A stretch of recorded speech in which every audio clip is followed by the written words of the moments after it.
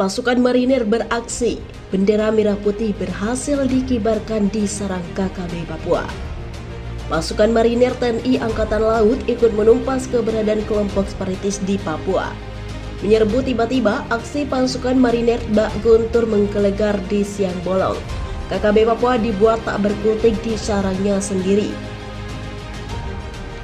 Dalam sebuah video yang viral di jagat maya, marinir kebanggaan NKRI itu memperlihatkan kebolehannya dalam bertempur.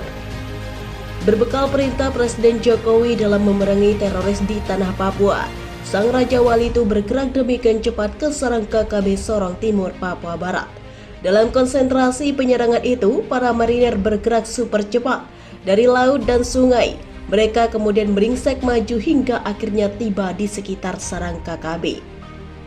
Tak kala pasukan tersebut telah berada pada posisi siap menggempur, sniper marinir melesatkan timah panas dari jarak yang cukup jauh. Tembakan sniper marinir itu tepat mengenai sasaran, sehingga salah satu sosok andalan KKB Sorong Timur tumbang seketika. Dalam situasi sedemikian rupa, para gerilyawan itu bak cacing kepanasan. Kelompok separatis tersebut terkaget-kaget lantaran diserang di jantung pertahanannya. Mengingat terbatasnya peralatan perang, komplotan pengacau itu hanya bisa bertahan dengan kemampuan seadanya. Sementara pada saat yang sama, pasukan marinir seakan tak memberi ampun. Semuanya bak sniper ulung sehingga dengan mudah melumpuhkan satu persatu awak KKB. Setiap peluru yang ditembak tak satu pun yang meleset dari sasaran. Pada momen itulah awak KKB tak berkutik menghadapi kehebatan marinir. Hal ini menjungkir balikan pernyataan KKB yang selama ini berkuar-kuar menumpas TNI Polri di daerah itu.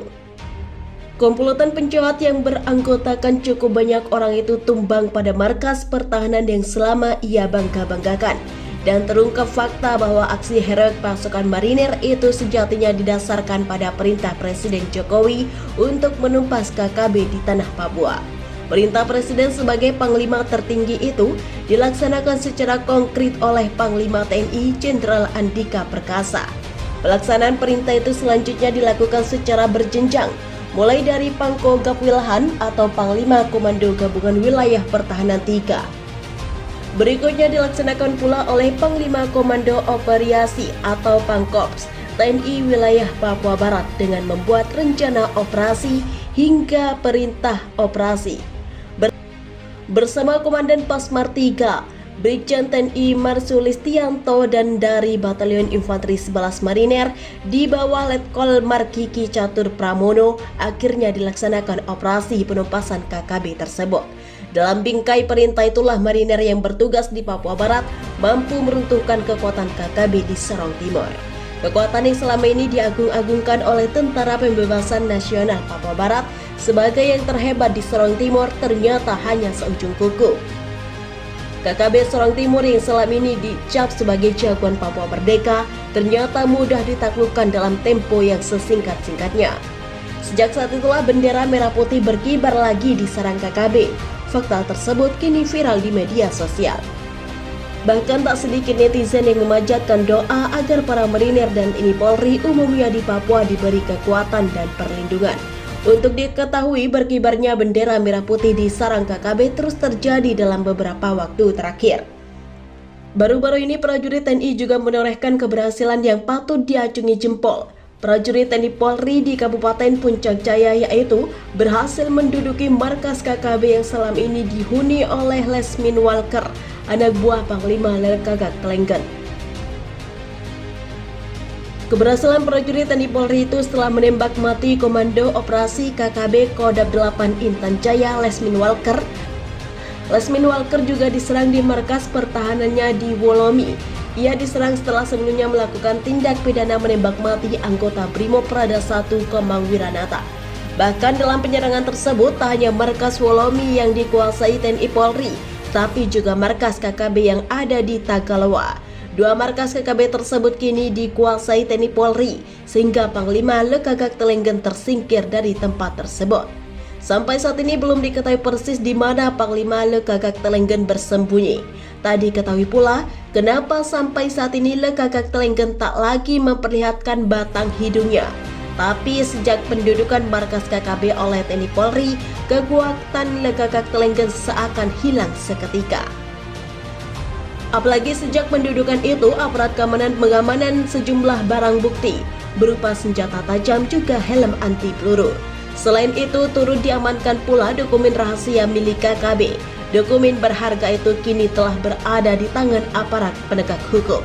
Mungkin karena itu sehingga KKB di bawah pimpinan Lekakak Telenggen tak lagi tunjuk kekuatan dan berkuar-kuar menumpas TNI Polri.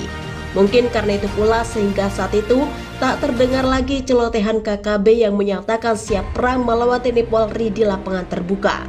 Terlepas dari ada tindaknya celotehan itu, namun diharapkan agar TNI Polri selalu siaga di daerah bergolak tersebut. TNI Polri juga diharapkan terus memancing KKB untuk keluar dari sarangnya sambil mempersempit ruang geraknya.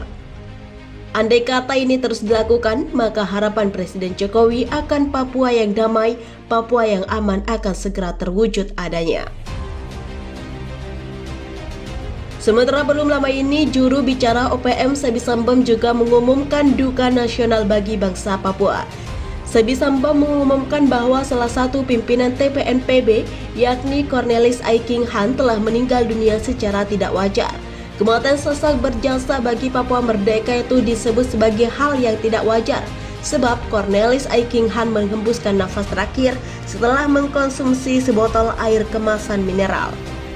Hingga kini belum terungkap siapa yang membawa dan menyerahkan air kemasan tersebut kepada Cornelis. Tapi kabar duka tentang meninggalnya Cornelis ini pertama kali disampaikan Aknol Kocu, sosok kepercayaan Cornelis.